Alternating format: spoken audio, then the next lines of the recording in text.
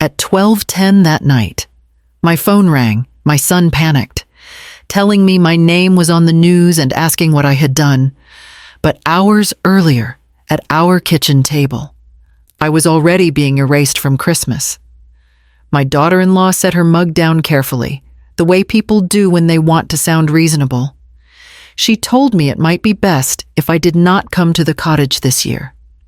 Christmas would be easier, she explained, if I stayed home. I had been so difficult lately. The word landed heavier than she seemed to intend. Difficult was not something you discuss or work through. It was a conclusion, a label, a decision that had already passed through other mouths before reaching mine. My son sat to her right, elbows on the table, fingers locked together. He studied the wood grain like it held instructions. I waited for him to lift his head, to soften what she had just done, to interrupt. He did not. His silence settled into the space between us, thick and final. I asked what she meant, not sharply, just enough to understand how a lifetime of showing up had been reduced to one word. She listed small things, calmly. Comments I had made, opinions I had not kept to myself, moments when I failed to smile and let things go. She framed each example as concern, as care, as something done for the good of the family. My son nodded once, still nothing from his mouth. I looked at him then, really looked, and saw how relieved he was that he did not have to carry the weight of this alone. Letting her speak for him made it cleaner, safer. The story you are about to hear is a fictional work created by the writing team of the channel Her Pain. It is inspired by real-life situations to convey lessons about family, emotions, and human values. All characters and events are illustrative in nature. My name is Margaret, 63. I had imagined many ways my place in this family might change as I aged. I had not imagined it would happen this quietly, with a cup of cooling tea between my hands and a sentence delivered like a favor. I felt heat rise behind my eyes, but I did not let it spill. Begging would have made their case easier. Explaining myself would have sounded like defense. I stood, pushed my chair in, and told them I understood. That was not entirely true, but I understood enough. I took my coat from the hook by the door. My son finally looked up, his mouth opening as if something might come out after all. Nothing did. I walked out before either of them could adjust the story or soften the edges. Outside, the air felt sharper than it should have, clearer. I drove home alone, already aware that whatever came next had been set in motion long before I arrived at that table. The explanation came later, after the decision had already settled into place. It arrived in pieces, delivered calmly, as if that made it kinder. My daughter-in-law leaned back and told me the issue was not one thing, it was a pattern. I had opinions about money. She reminded me. When my son mentioned refinancing, I warned him about variable rates. When they talked about buying new furniture on credit, I asked how long they planned to carry the balance. She explained that comments like that made people feel judged. I told her I had asked because they involved me in the conversation. She smiled, tight and practiced, and replied that support did not always need analysis. Then came the children. I had mentioned once that bedtime routines mattered. I had suggested consistency when my grandson started acting out at school. She described that as undermining, as if guidance and criticism were interchangeable. My son cleared his throat, choosing his words carefully, but added firmly that parenting choices were sensitive. The word tone entered the room next. Apparently, I had one. Too firm, too direct, not warm enough. She explained that it made gatherings tense, that people felt like they had to measure themselves before speaking. I listened, nodding in places where it seemed expected.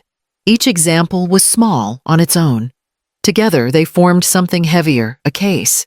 She brought up the dinner last spring, the one with her parents. I had laughed when her father told a story that did not quite add up. I corrected a detail. Nothing cruel, nothing loud. But it embarrassed him. she explained. And moments like that stayed with people. My son finally spoke then, quietly agreeing that peace mattered more than being right. That word again, calm again. It sounded gentle, but it carried expectation. I understood then that space was not about rest or healing. It was about quieting the one person who refused to adjust her edges to fit the room. I felt the urge to defend myself, rise and fall. Explaining would not change the shape of what they had already decided. I swallowed the anger and kept my voice even. If peace required my absence, they had already chosen how this would go. I kept waiting for my son to step in, not to argue, not to raise his voice, just to soften the edges of what had already been done. A single sentence would have been enough, a glance in my direction, anything that told me I still mattered in the room. Instead, he shifted in his chair and rubbed his hands together like he was cold. When I looked at him directly, he finally spoke. He told me it was complicated. He didn't want to escalate the tension or make anyone feel judged worse right now. I reminded him that I was his mother. The words came out quieter than I intended, almost like a question. He nodded, eyes still fixed somewhere between the table and the wall, and answered that of course I was. That was not what this was about. That answer hurt more than silence. It meant he had already separated me from the situation, placed me outside of it so the rest could move forward comfortably. I told him I was not asking him to choose sides. I told him I just wanted him to speak honestly. He sighed and repeated that it was complicated, that pushing back would only escalate things. He said Christmas was supposed to be peaceful. Peace again, the same word, the same excuse. I watched him shrink into it, watched him make himself smaller to fit beside his wife, and realized how long this had been happening. This was not the first time he had chosen quiet over truth. It was just the first time the cost landed squarely on me. I stopped pressing. I could feel the conversation slipping into something that would end with apologies that changed nothing. I told him I understood and stood to leave. As I reached for my coat, he looked up, panic flickering across his face for half a second, like he might finally stop me. Then it passed. He stayed seated. I walked out knowing the decision had not been forced on him. He had agreed to it long before that afternoon. They left for the cottage early on Christmas Eve. There was no argument, no lingering in the doorway. My son texted that they were on the road and wished me a quiet holiday. The word quiet landed exactly where it meant to. I replied with a simple, safe drive. Nothing else needed adding. I spent the day the way I always had, just scaled down. I put a small tree on the side table and plugged in the lights. I cooked a modest meal and set one plate instead of 4. I wrapped the gifts I had already bought and stacked them neatly. Even though there was no one to hand them to, tradition still mattered to me, even when I was the only one keeping it. A neighbor called to ask if I wanted company. I thanked her and declined. I did not feel lonely in the way people expect. I felt contained, controlled, like I was holding myself together by staying still. Later that evening on Christmas Eve, my son sent a photo from the cottage, the fireplace behind them. Everyone smiling, no caption. I looked at it longer than I meant to, then set the phone face down on the counter. The calm surprised me. I had expected anger or tears, something loud enough to justify how much this hurt. Instead, there was a steady quiet that felt deliberate, protective. I realized then that calm was not peace. It was restraint. It was survival. I went to bed early and slept straight through the night. The house undisturbed. My phone untouched.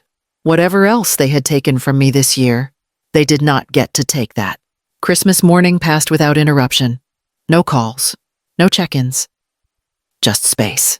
The kind people assume is harmless because it looks polite. I spent part of the day going through a folder I kept in the back drawer of my desk. Not hidden, just unremarkable. I had never brought it to the table during family conversations. No one had ever asked what it was. They had already decided I wasn't doing anything worth explaining. They thought I was idle, I thought about the phone calls I used to step outside to take, the ones I ended early when someone walked into the room.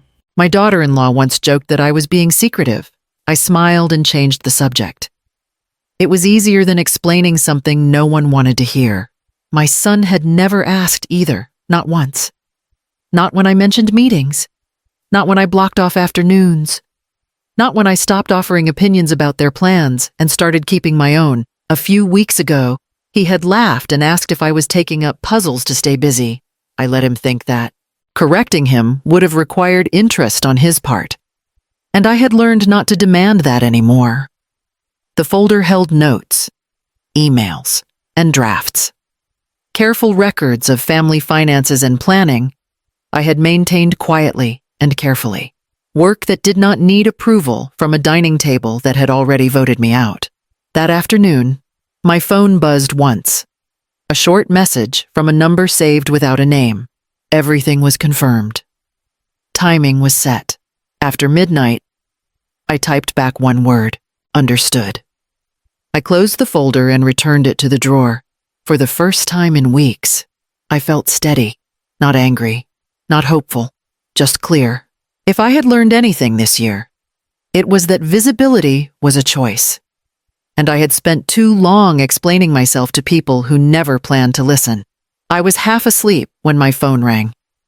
The night had already passed midnight. The screen lit up with my son's name. For a moment, I thought I had imagined it. Then it rang again, sharp and insistent. My son's name filled the screen. I answered, my voice unsteady, already bracing for bad news. He spoke before I could finish saying hello. My name came out of his mouth first, rushed and breathless, followed by a pause that stretched too long. He told me my name was on the news. I sat up, the blanket sliding to my waist. I asked him what he meant. He told me he had just gotten an alert, local headlines. He kept talking, but his words tangled over each other. Urgency, pushing them out faster than he could organize them. I asked if everyone was okay. He told me yes, then immediately corrected himself, explaining that he didn't know, that nothing had happened at the cottage, that this wasn't about an accident. His voice shook anyway. He repeated that my name was right there, unmistakable, full name, age, city. He told me people were already sharing it. He told me his wife was reading it over his shoulder. I told him to slow down. I told him to breathe. That seemed to make it worse. He asked what I had done. Not accusing, not angry, afraid of what my name being public meant for him, for them, for the story they thought they understood. I looked at the dark ceiling and felt something settle into place. Whatever was happening, it was no longer private. And for the first time that day, my phone did not feel silent at all. He stayed on the line, breathing hard, as if hanging up might make the words permanent. I asked him to read it to me. There was a pause, the sound of fabric shifting. Then his voice again, lower this time. He read the headlines slowly, like he was trying to understand it while speaking. My full name, my age, Madison, Wisconsin. A court filing finalized just after midnight. A financial action tied to a development project that had stalled for years. My signature authorizing the release of funds and the transfer of control. He stopped halfway through and swallowed. He told me the amount next, stumbling over the number as if it were unreal. 8 figures funds I had been entrusted to release after years of preparation. I told him to keep going. The article explained the impact in clean, careful language. Contractors paid, properties moving forward, a dispute resolved that had kept hundreds of people waiting. The timing was intentional. The piece noted, executed immediately after the holiday to avoid interference. My son's voice cracked when he reached the last line. He told me it named me as the deciding party, the person who had held everything in place. I listened without interrupting. This was not news to me. What surprised me was how small he sounded reading my life back to me from a screen. He asked why I had never told him. I told him there had been opportunities. He did not argue that. He told me his wife was still standing behind him, reading along, not speaking. He told me everyone thought I had stepped back, slowed down, that I was bored, that I had nothing going on. I let that sit. He told me the story was already spreading, that people were connecting dots, that his phone was lighting up. I told him I knew. For a moment, neither of us spoke. The silence felt different now, not heavy, revealing. I realized then that the hardest part for him was not the scale of what I had done. It was the distance. The fact that an entire life had been unfolding just beyond his line of sight, and he had never noticed. When he finally spoke again, his voice was careful, almost reverent. He told me he needed to come over. I told him we would talk later. After we hung up, I opened the article myself. Seeing my name in print felt oddly impersonal, like looking at a stranger who shared my history. The truth was simple and undeniable. They had never known who I was becoming. The phone did not stop after that. My son called again before I had finished reading the article. Then again. His name kept lighting up the screen, each time more urgent than the last. I let it ring. I needed the space to think without his fear filling the room. Later that morning, messages followed. Cousins I had not heard from in years typed fast, full of exclamation points and half-formed congratulations. An old colleague wrote that he had always known I was capable of more. Another asked if I would be available for a quick call in the morning. Everyone suddenly had questions. Everyone suddenly remembered my name. My daughter-in-law waited longer. When her message arrived, it was careful, almost formal. She wrote that she hoped I was okay. She wrote that things must feel overwhelming. She ended with a single line about wanting to talk when I was ready.